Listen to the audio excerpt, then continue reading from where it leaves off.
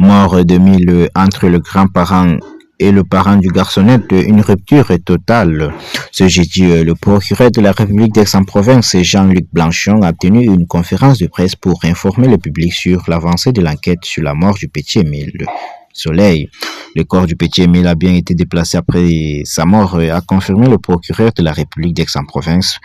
Jean-Luc Blanchon, ce jeudi. En conférence de presse,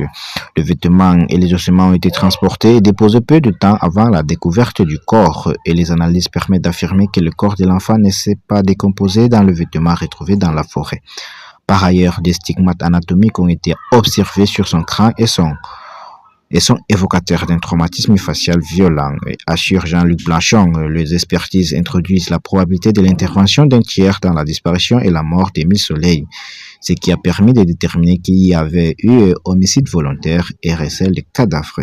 C'est dans ce cadre que le grand-parent, l'oncle et la tante de l'enfant ont été placés en garde à vue et entendus pendant près de 48 heures. Il devenait nécessaire